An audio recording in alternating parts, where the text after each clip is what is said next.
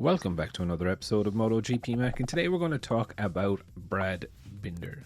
Now, in a recent interview, Brad opened up about having Jack on board in KTM, how he found last season, where he thinks KTM is falling down, and I suppose what he's looking forward to, or what is he going to aim for the 2023 season. Now, Brad is probably one of the most underrated riders on the grid. You know, he's finished in 6th place last year, so he definitely does have the speed, and the bike, well, we know the bike wasn't great, a bit of a pig, if we're very, very honest. But, you know, they slogged away with it all year, and they finally found something. But he was asked about Jack Miller's arrival, and he said, you know, I think it's great to have Jack on board because he knows the Ducati well, and at the moment it's the bike to beat. So having him on board will offer us a great opportunity to understand what direction we need to take. Something has already happened and the best is yet to come.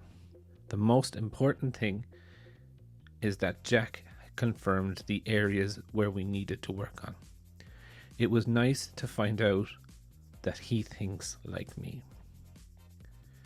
Also, he was talking a little bit about the technicians and the managers coming over from Ducati and the changes that have been happening within the management.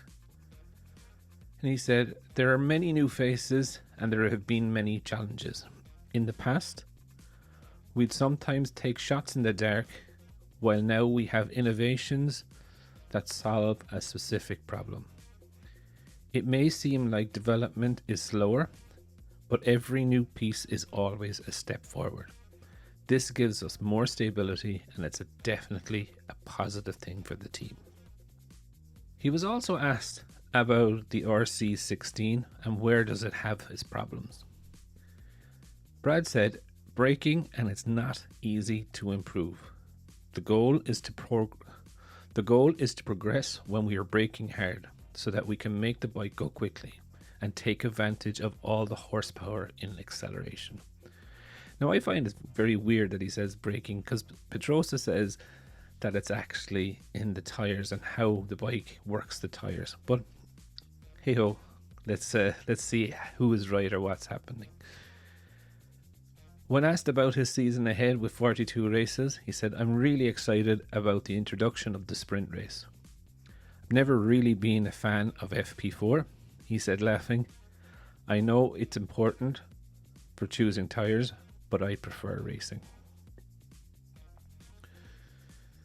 Also, he answered the question, which I do think is actually very true about Brad. He is a Sunday rider, and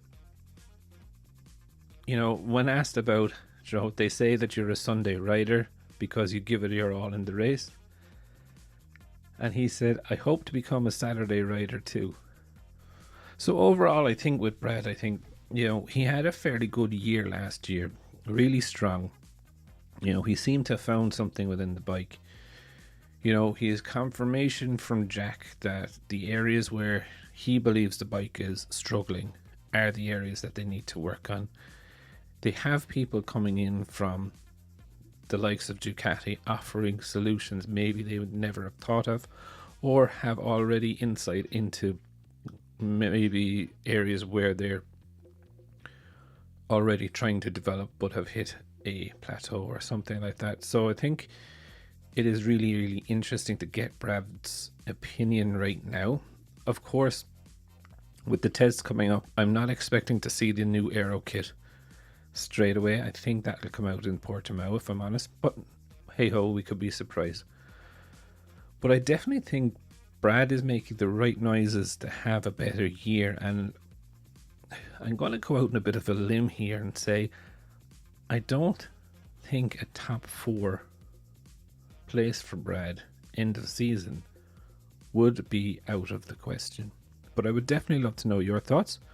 What do you think? Can Brad Binder finish in the top 4 2023? Definitely leave your thoughts in the comments below, and I'll be back again tomorrow with another video.